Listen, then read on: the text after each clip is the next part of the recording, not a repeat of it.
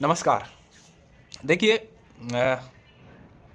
बहुत ही कुछ अलग देखने को मिल रहा है कि जब ज़रूरत होती है तो कोई साथ नहीं खड़ा रहता और जब ज़रूरत ना पड़े तो हर कोई साथ आ जाता है। मैं बात कर रहा हूँ उत्कर्ष कोचिंग में जो भी घटनाक्रम घटित हुआ है उसके बारे में। पहले तो जितने भी छात्र या छात्राएँ इसकी चपेट में आए हैं, वो भगवान की कृपा से जल्दी ठीक हो जाए, जल्दी रिकवर हो जाए वो लोग। दूसरी बात, कोचिंगों को बंद करवाना या धरने प्रदर्शन करना या यूँ कहूँ कि अपना सिक्का मजबूत करना, ये सब करने से कुछ नहीं होगा। छात्रों का अगर इतना ही हित चाहते थे, छात्रों के बारे में इतना ही सोचते, तो ये जो भी घटना हुई उसके होने से पहले ही जो भी हमारे नवयुवक छात्र, छात्र नेता जो भी हैं, वो आज उछल रहे हैं, आज इसमें भागीदारी दे रहे हैं, धरना प्रदर्शन कर रहे हैं, अपना जोश दिखा रहे हैं, हम ये कर देंगे, वो कर देंगे। भाई पहले ही कर देते, पहले ही कर लेते ये चीज़ें। अगर छात्रों के बारे में इतना ही ख्याल है तो पहले ही आते ना कि भाई तुम लोगों को कोई समस्या, कोई दिक्कत तो नहीं है, कौन कोचिंग क्या कर रहा है। अगर ये सुचारू रूप से पहले ही आके देख लेते तो ये चीज़ जो अभी हुई है वो नहीं होती शायद। थोड़े दिन पहले जो दिल्ली में कांड हुआ था, या दिल्ली में जो कोचिंग के अंदर आग का सीन रहा था, उसके बाद जयपुर की इकलाम कोचिंग में भी नगर निगम महापौर द्वारा, सौम्या गुजर द्वारा जो कार्रवाई की गई थी, उसमें पाया गया था कि काफ़ी कुछ कोचिंग में सुविधाएं नहीं थी, जिसकी वजह से उसको बंद कर दिया गया और छात्रों को काफ़ी तकलीफ हुई इससे। क्योंकि कोचिंग द्वारा तो क्या है कि बिल्डिंग दे दी जाती है, इतना सोचा नहीं जाता। और चूँकि पढ़ाई या फिर एजुकेशन देना एक उनका उद्देश्य हो सकता है, लेकिन साथ में पैसे कमाना भी उनका उद्देश्य है, क्योंकि वो खुद की जेब से लगा के तो बच्चों को पढ़ाएंगे नहीं। और जो बच्चे वहाँ नियमित रूप से पढ़ रहे हैं, अगर उनकी, क्योंकि एक गाँव से एक बच्चा इस आस में आता है कि 7-8 या 9 महीने, 1 साल के अंदर कोचिंग पूरी हो जाएगी। माँ-बाप के पास इतना ही पैसा होता है कि वो 1 साल भर तक का उसको, बच्चे को, क्योंकि रहना-खाना यहाँ बहुत महँगा रहता है जयपुर में, उतना दे पाए वो। बावजूद उसके कुछ ना कुछ अगर दिक्कतें आ जाती है, पढ़ाई सुचारू रूप से नहीं हो पाती, व्यवस्थित तरीके से नहीं हो पाती, महीना, डेढ़ महीना ऊपर-नीचे होता है, तो ये भी देखना पड़ता है कि बच्चे की पढ़ाई के साथ-साथ आर्थिक रूप से भी उसको दिक्कतों का सामना करना पड़ता है। तो अच्छी चीज़ है कि आवाज़ उठाना, अच्छी चीज़ है कि बच्चों के लिए अच्छी सुविधाएँ होनी चाहिए, या फिर उनकी जान जोखिम में ना हो, वो सारी उपलब्ध होनी चाहिए चीज़ें जो भी रहती है।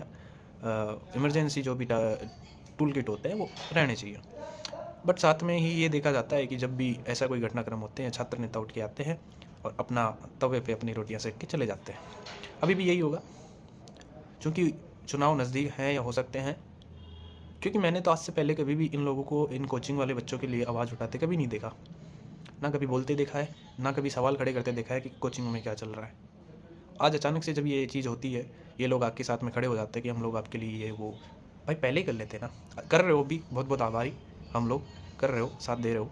बट और अच्छी चीज़ है, कोचिंग वालों को समझ में भी आनी चाहिए कि बच्चों को किस तरीके से, क्योंकि एक रूम के अंदर लगभग 600, 700, 500, 600 बच्चे बैठाते हैं ये लोग। सफोकेशन हुआ, वेंटिलेशन हुआ, आग का हुआ, सारी सुविधाएं देखनी पड़ती है और वो होनी भी चाहिए। बट अब अगर कोचिंग बंद हो जाती है तो उसके बाद बच्चा रूम पे रह के पढ़ाई नहीं कर पाता, या पढ़ाई कर भी लेता है तो उसका 1 महीना एक्स्ट्रा जुड़ जाता है। बच्चे को आर्थिक रूप से परेशानी होती है। तो उत्कर्ष को बंद किया जा रहा है, सील कर दिया आज। अच्छी बात है कि जो वहाँ का मैनेजमेंट है वो चीज़ें, सुविधाएं देख के वापस से ये चालू हो जाए, बट टाइम लग जाएगा, बहुत टाइम लग जाएगा। छात्रों की फरवरी के अंदर एग्ज़ाम है रीट वाली, उसके अलावा दिसंबर में सेकंड ग्रेड की भी एग्ज़ाम है। तो बच्चों की निश्चित रूप से पढ़ाई इसमें प्रभावित होने वाली है। तो क्या है कि दोनों पक्षों को लेके चलना चाहिए। जहाँ-जहाँ, जिस-जिस बिल्डिंग में अगर सुविधाएँ हैं और नियमित क्लासें हो सकती है, तो गवर्नमेंट या फिर जो भी जिन्होंने सीज़ किया नगर निगम को, ये देखना चाहिए कि बच्चों का इससे भविष्य ख़राब ना हो, उनकी पढ़ाई रुके ना, उनमें बाधा ना आए। तो वो बिल्डिंगें चालू करने का उनको आदेश देना चाहिए, ताकि बच्चों को आगे के लिए सुविधा हो। और साथ में ये भी कि जितनी भी कोचिंग है, क्योंकि गोपालपुरा बाईपास से लेके सीधा रिद्धी-सिद्धी या गुजर की थड़ी तक, हर एक बिल्डिंग जिसमें भी आप जाओ, कोचिंग ही है। कहीं न किसी रीट हुआ, मेडिकल लाइन की हुई, टीचर्स वगैरह, जो भी कुछ भी देख लो, लगभग पूरा ये जो रोड है, ऑन रोड, ये कोचिंगों से भरा हुआ है। तो सभी कोचिंगों में एक बार ये सुनिश्चित करवाया जाए कि बच्चों के जान जोखिम में ना हो, बच्चों के लिए सारी सुविधाएँ उपलब्ध हो।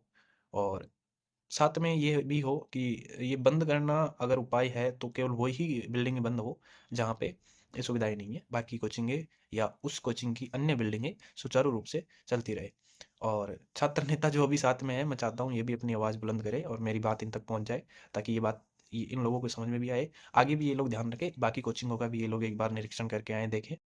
तो बहुत-बहुत मैं आभारी हूँ इनका, जो अभी ये लोग इस तरीके से हमारे साथ जुड़े हुए हैं, आगे भी जुड़े रहे। आशा करता हूँ कि चुनाव के बाद ये लोग बाकी नेताओं की तरह भूल ना जाए। धन्यवाद।